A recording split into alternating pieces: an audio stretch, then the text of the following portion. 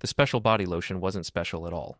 It was just expensive lies in a fancy bottle, sitting there in my wife's overnight bag like a neon sign screaming, "Your marriage is over." Before we dive deeper into this story, I have one small request. Please subscribe. Drop a like, comment, and hit that hype button to boost this channel so more people can discover these incredible Reddit stories. I'm Paul Harlan, 45 years old, ex-finance VP turned consultant, and apparently the last person in Minneapolis to figure out that my wife Marta was playing hide the salami with her coworker. The signs were all there, glowing like a Vegas billboard, but I'd been too busy being the loyal husband to connect the dots. "I'm just going to relax with Jeremy from work," Marta had said 3 weeks ago, tossing her blonde hair over her shoulder with that practiced gesture I used to find charming. "You know how stressful the Morrison account has been." "Sure, honey." Nothing says stress relief like exotic massage oils and matching lingerie sets that I definitely hadn't seen on our credit card statements.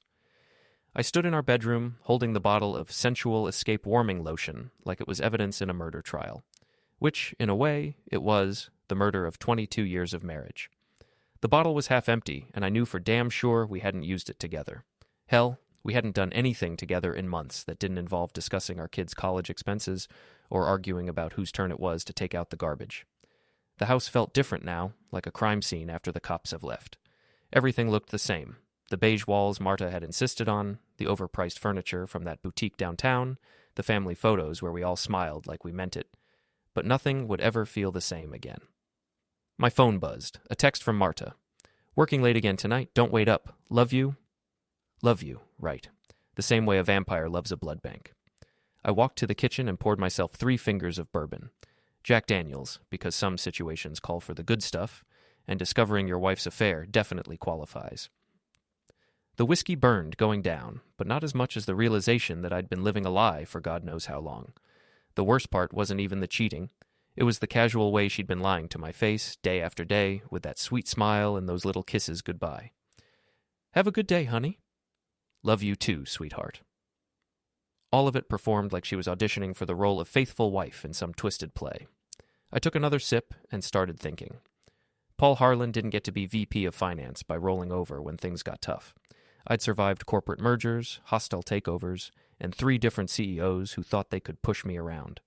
My soon-to-be ex-wife was about to learn that underestimating me was a very expensive mistake. But first, I needed to know exactly what I was dealing with. The next morning, Marta was all sunshine and coffee kisses, bustling around the kitchen in her power suit like she was running for mayor instead of running around on her husband. "Big presentation today," she said, checking her reflection in the microwave door. "Jeremy and I have been working so hard on this pitch." "I'll bet you have," I thought, watching her apply lipstick with the precision of a surgeon. "That's great, honey. You two make quite a team." She actually blushed. The audacity was almost impressive. After she left in her silver Lexus, another business expense that made more sense now, I called in sick to my consulting gig and settled in for some detective work. If Marta thought she was dealing with some clueless suburban husband, she was about to get a very rude awakening. I started with her laptop. Marta was brilliant with advertising campaigns, but hopeless with computer security. Her password was our wedding anniversary, which felt like a particularly cruel joke. Her browser history was a masterclass in deception, restaurant reservations I'd never heard of, hotel bookings for client meetings, and enough lingerie purchases to stock a Victoria's Secret. But the real goldmine was her text messages, automatically synced to the laptop she'd forgotten to secure. Months of conversations with Jeremy, starting professional and slowly morphing into something that would make a sailor blush. The progression was nauseating, inside jokes, shared complaints about their respective spouses, and eventually explicit discussions about their special relaxation sessions. Jeremy Clark, 39 years old, divorced, drove a white BMW that he apparently thought made him irresistible to married women. His profile picture on the company directory showed a guy trying way too hard to look younger, with perfectly styled hair and a smile that screamed, "I sell used cars on weekends." The texts got worse, or better, depending on your perspective. Marta wasn't just having an affair, she was part of some kind of informal club. Her sister Victoria was mentioned frequently, along with several other names I recognized from our social circle. Apparently, cheating was a team sport in their crowd. "Can't wait for tonight," read Jeremy's most recent message. "I got that lotion you like." That lotion. The smoking gun sitting in our bedroom dresser. I leaned back in my chair and smiled for the first time in weeks. Marta and Jeremy thought they were so clever, so sophisticated with their little secret, They had no idea they were about to become the stars of their own personal disaster movie. I walked upstairs and picked up the bottle of Sensual Escape Warming Lotion. Then I walked to the garage and found my secret weapon, a tube of industrial-strength superglue left over from a furniture repair project, the kind that bonds permanently in seconds and comes with warnings about skin contact. Carefully, very carefully, I emptied the lotion bottle and refilled it with the superglue, adding just enough of the original lotion to maintain the right color and consistency. It looked perfect. It even smelled right. I placed the bottle back exactly where I'd found it, then packed a suitcase. Time for Paul Harlan to take a sudden business trip. I checked into a hotel across town and waited. Marta texted me that evening, all concerned wife. "Hope your Chicago meetings go well. Miss you already?" Chicago. I was 15 minutes from home, but sure, let's go with Chicago.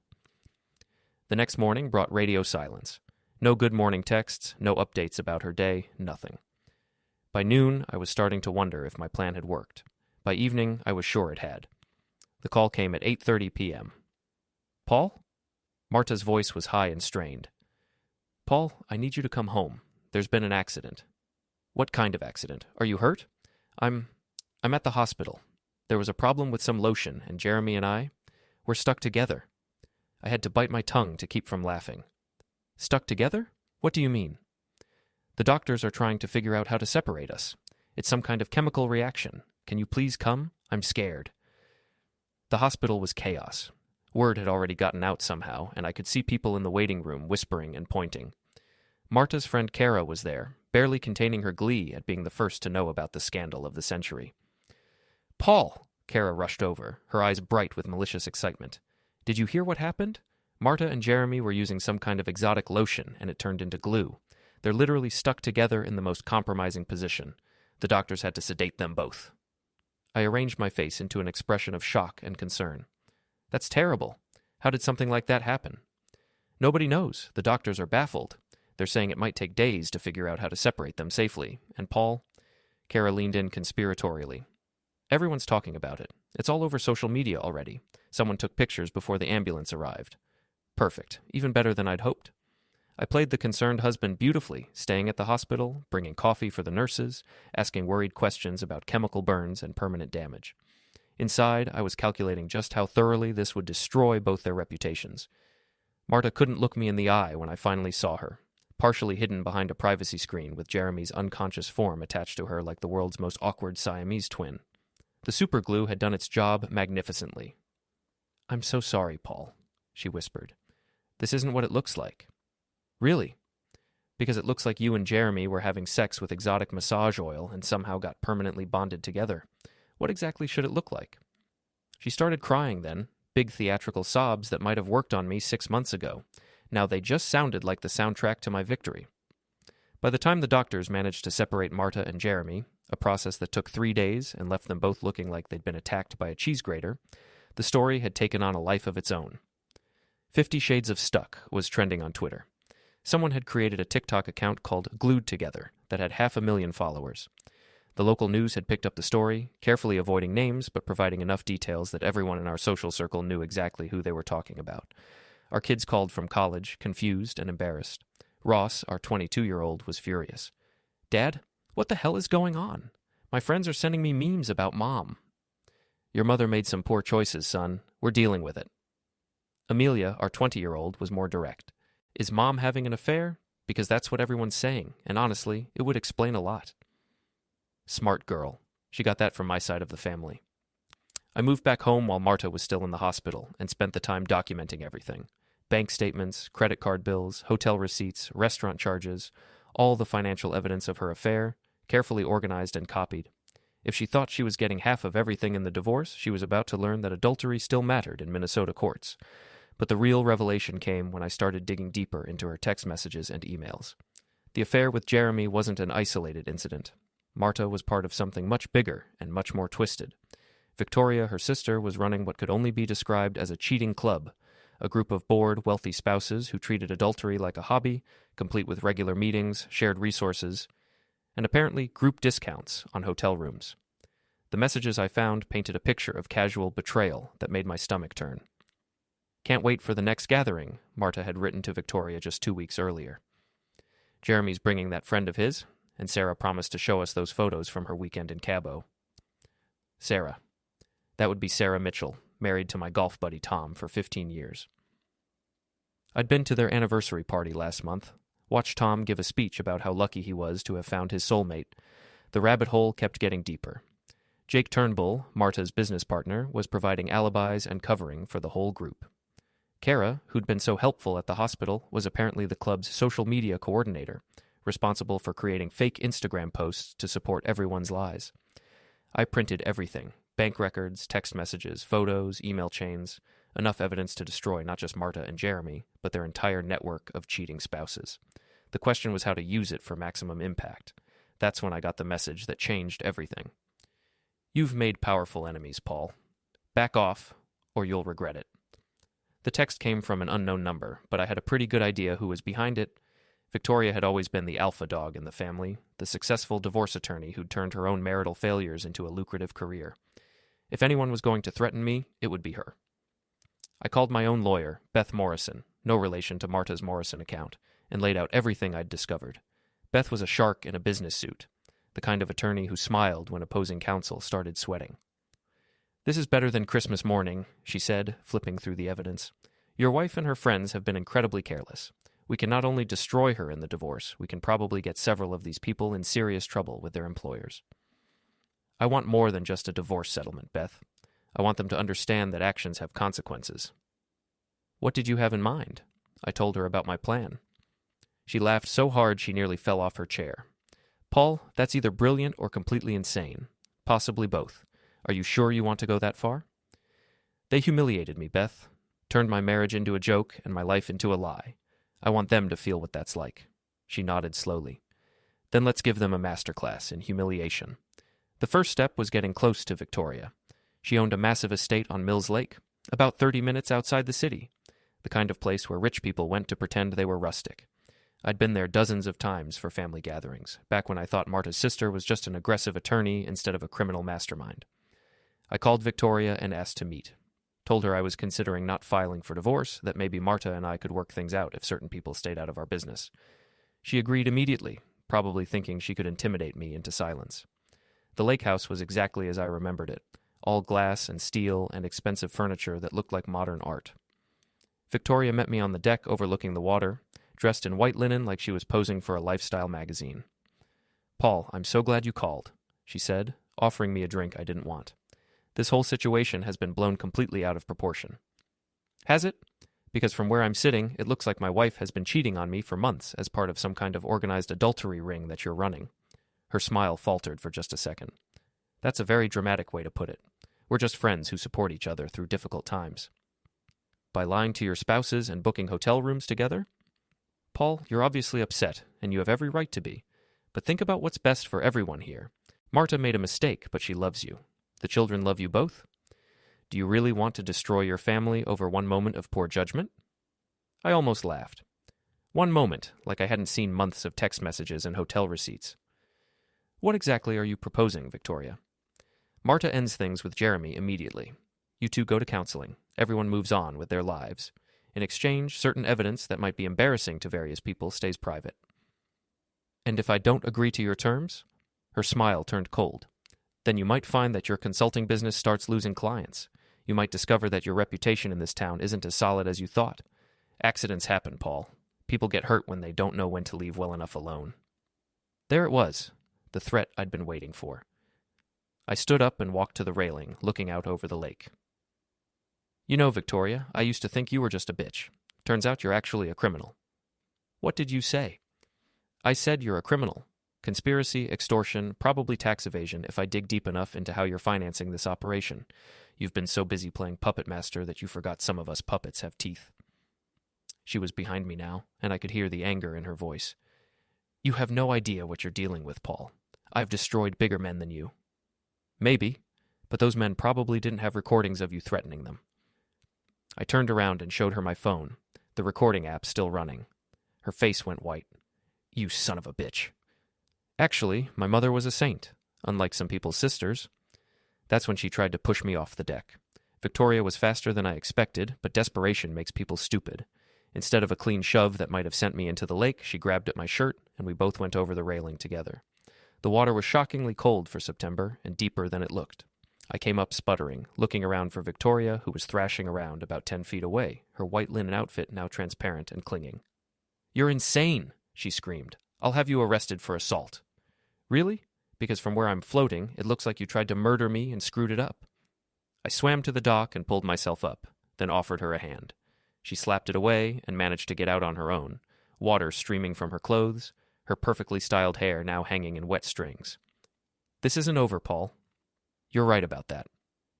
I walked back to my car, soaking wet but grinning like an idiot. Victoria had just confirmed everything I suspected about her operation, and I had it all on recording. But more importantly, she'd revealed just how far she was willing to go to protect her little club. That meant it was time to escalate. I drove home and changed clothes, then called Lou Brennan, an ex-cop I'd met through my consulting work.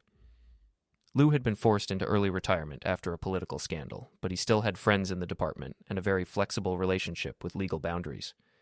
"I need a favor, Lou. Something that might get interesting." "How interesting are we talking?" "The kind where nobody gets hurt, but some very bad people get exactly what they deserve." Lou laughed. "Those are my favorite kind. What do you need?" I told him about Victoria's threats and her little club of cheating spouses. Lou listened without interrupting, occasionally making notes. "So let me get this straight," he said when I finished. "You want to expose an organized adultery ring, destroy your wife's reputation, and humiliate everyone involved, all without actually breaking any laws? That's the general idea. Paul, I think I'm going to enjoy working with you." The plan we came up with was beautiful in its simplicity. Victoria's club thought they were untouchable because they moved in influential circles and had money to burn.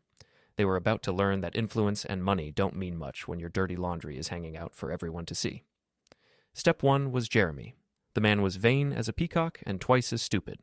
He drove that white BMW like it was a penis extension, and according to his social media, he was planning to show it off at some kind of influencer car meet downtown that weekend. Lou had a friend who worked in special effects for local theater productions. For $500 and a bottle of good scotch, we got 2 remote-controlled devices that would turn Jeremy's precious BMW into a mobile humiliation machine. Saturday morning, Jeremy posted about the car show on Instagram. "Ready to turn heads with my baby, Sabam BMW life, shot success, living my best life." The irony was about to become painful. I positioned myself across the street with a good camera angle, while Lou monitored from a coffee shop nearby. Jeremy was in his element, posing with his car, flirting with Instagram models, playing the successful bachelor for all it was worth. That's when we triggered the first device. Jeremy's BMW exploded in a fountain of bright pink paint and biodegradable glitter, covering him from head to toe and turning his precious car into what looked like a unicorn had violently exploded all over it. The paint was washable but persistent. It would take days to get off completely. The crowd at the car show went wild, phones coming out immediately to record Jeremy's meltdown. He screamed, he cursed, he tried to wipe the paint off his face and only succeeded in spreading it around more. Within minutes, Durham Glitter Bombed was trending locally, with Jeremy's humiliation broadcast to thousands of people. I filmed the whole thing from across the street, getting perfect shots of his tantrum and the crowd's reaction. This would be going straight to Marta, along with a simple message. "Thought you should see what your boyfriend looks like when things don't go his way." But Jeremy was just the warm-up act. Marta had been staying at Victoria's lake house since getting out of the hospital, probably plotting their next move. According to her social media, which she'd forgotten to block me from, she was scheduled to give a major presentation to the Morrison account on Monday morning, trying to salvage her career after the superglue incident. Beth Morrison, my lawyer, had been busy over the weekend. She'd compiled a comprehensive dossier on Marta's club activities and submitted it anonymously to the board of directors at Marta's advertising agency. Professional misconduct, misuse of company resources, fraud. The charges were serious enough to end careers. Monday morning, I positioned myself in the lobby of Marta's office building, dressed in a business suit and carrying a briefcase like I belonged there. The presentation was scheduled for 10 a.m. in the main conference room, with floor-to-ceiling windows that faced the lobby. At exactly 10:15, I watched Marta's world collapse. She was in the middle of her pitch, gesturing confidently at her PowerPoint slides, when the conference room door opened and 3 people in suits walked in. I couldn't hear what they were saying, but I could see Marta's face change from confident to confused to horrified in the space of about 30 seconds. The board members started standing up, shaking their heads, gathering their materials. Marta was talking rapidly, her hands moving frantically, but it was too late. They were already walking out. That's when I made my entrance. I walked into the conference room just as Marta was standing alone, staring at her abandoned presentation. She looked up when she heard the door, and her face went through another series of expressions when she saw me. "Hello, honey," I said cheerfully. "How did the presentation go?" "Paul, what are you doing here?" I came to support my wife in her big moment, although it looks like I missed it. I gestured at the empty room. Where did everyone go? She was crying now, mascara running down her cheeks in black streams. "They fired me, Paul. They said I was using company resources for personal activities. They had evidence, documents, photos. How did they get all that?" "Gee, I don't know. Maybe from the same place they got the security footage of you and Jeremy in the supply closet last month?" Her face went white. "You did this. You destroyed my career." "Actually, sweetheart, you destroyed your career when you decided to turn adultery into a team sport. I just made sure everyone knew about it." I walked closer, close enough to see the fear in her eyes. "But we're not done yet, Marta. Not even close. What do you want from me?" "I want you to understand what it feels like to have your life turned into a public joke. I want you to know what it's like when everyone you trusted turns out to be lying to you. And most of all, I want you to realize that actions have consequences." I turned and walked toward the door, then stopped and looked back. "Oh, and honey, you might want to check your bank accounts. Turns out that when your spouse commits adultery, it affects the division of assets in a divorce. Who knew?" The sound of her sobbing followed me all the way to the elevator. Victoria thought she was untouchable. Rich, connected, with a law degree and enough dirt on half the city to keep herself safe. She was about to learn that pride comes before a very public fall. Lou's investigation had turned up some interesting facts about Victoria's finances. The lake house, the expensive cars, the designer clothes, all of it was leveraged to the hilt. She was living on credit and reputation, betting that her law practice would keep generating enough money to cover her lifestyle. That bet was about to go very badly. Victoria specialized in high-end divorce cases, representing wealthy women who wanted to take their cheating husbands to the cleaners. The irony was delicious. She'd built her career on moral outrage over adultery while running a cheating club on the side. Beth Morrison had contacts in the State Bar Association. A few carefully placed phone calls, backed up with documentation of Victoria's activities, started an ethics investigation that would take months to resolve. In the meantime, Victoria's clients started getting nervous about being represented by someone under investigation. But the real masterpiece was the charity gala. Every year, Victoria hosted a fundraiser for the Children's Hospital at her lake house. It was the social event of the season, attended by judges, politicians, business leaders, and anyone else who mattered in Minneapolis society. Victoria used it to network, make deals, and reinforce her position as a power player. This year's gala was going to be very different. Lou had a contact in the catering company Victoria always used. For a reasonable fee, this contact was willing to make some small modifications to the evening's entertainment. Nothing dangerous, nothing illegal, just a little truth in advertising. I bought a ticket to the gala under my consulting company's name. As Marta's husband, I was technically still part of their social circle, at least until the divorce was finalized. Victoria couldn't uninvite me without looking petty. The lake house was transformed for the event, with white tents on the lawn, strings of lights reflecting off the water, and enough flowers to stock a funeral home. Victoria was in her element, working the crowd in a black evening gown that probably cost more than most people's cars. She saw me arrive, and her smile faltered for just a moment, but she recovered quickly. This was her territory, surrounded by her allies. What could I possibly do to her here? At exactly 9 p.m., as Victoria was giving her annual speech about the importance of supporting children's causes, the entertainment began. The catering staff wheeled out a large projection screen, ostensibly for a video presentation about the hospital. Instead, what appeared on the screen was a carefully edited compilation of Victoria's text messages, emails, and recorded conversations about her cheating club. The crowd went silent as they read Victoria's own words describing her bored housewives looking for excitement and her advice on keeping husbands distracted while you play. The recording of her threatening me at the lake house played in crystal clear audio, followed by security camera footage of her trying to push me off the deck. Victoria tried to stop the presentation, rushing toward the screen, but the projector was locked in a cage that required bolt cutters to open. She screamed at the catering staff, but they just shrugged and pointed to their contract. They were paid to provide audio-visual services, and that's what they were doing. The crowd was buzzing now, phones coming out to record Victoria's meltdown. Judges and politicians started heading for the exits, not wanting to be associated with the scandal that was unfolding. Business leaders who'd been schmoozing with Victoria 20 minutes earlier suddenly couldn't remember her name. I walked up to the microphone Victoria had abandoned and tapped it gently. Ladies and gentlemen, I'd like to thank you all for coming tonight. As you can see, we're raising money for a very important cause, teaching children the difference between right and wrong, something that apparently some adults never learned. The crowd was laughing now, not with Victoria but at her. She was standing by the projection screen, her face red with rage and humiliation, her carefully constructed image crumbling in real time. Victoria Harlan has spent years helping women divorce their cheating husbands, I continued. Tonight, we've learned that she's also spent years helping wives become cheating wives. I guess everyone needs a hobby. Victoria finally found her voice. Turn it off. Turn all of it off. This is my house. Actually, I said, consulting a document Beth had prepared, as of this afternoon, this house belongs to Midwest Property Development. You see, Victoria's been having some cash flow problems, and when certain clients learned about her extracurricular activities, they decided to take their business elsewhere. Funny how that works. The look on her face was worth every penny I'd spent on this revenge. Victoria Harlan, the woman who'd threatened to destroy me, was watching her entire life collapse in front of 300 of the most influential people in the city. I handed the microphone back to her and walked away, leaving her to explain to the crowd why they should trust someone who'd built her career on lies. The lake house was empty now, except for Victoria, Marta, Jeremy, and a few die-hard members of their cheating club. The party guests had fled like rats from a sinking ship, leaving behind half-eaten canapes and abandoned champagne glasses. I'd driven around the lake and parked where I could watch the house through binoculars. Lou was with me, monitoring police scanners in case someone called in a disturbance. We didn't expect violence, but desperate people do stupid things. Think they'll try to run? Lou asked, adjusting his own binoculars. Where would they go? Victoria's broke, Marta's unemployed, and Jeremy's car is still covered in glitter. They're not exactly master criminals. Through the windows, I could see them arguing. Victoria was gesturing wildly, probably trying to come up with some way to salvage the situation. Marta was crying again, which seemed to be her default setting lately.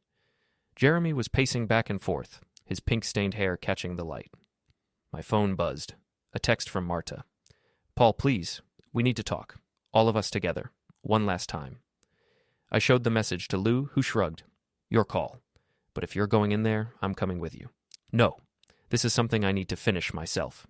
I drove back to the house and walked through the front door like I owned the place, which, in a way, I did. Beth had structured the property purchase through a shell company I controlled.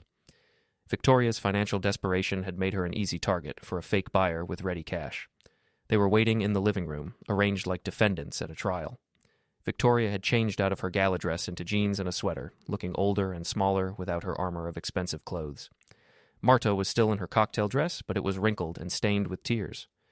Jeremy had tried to wash the pink paint out of his hair, but he still looked like he'd been dunked in a cotton candy machine.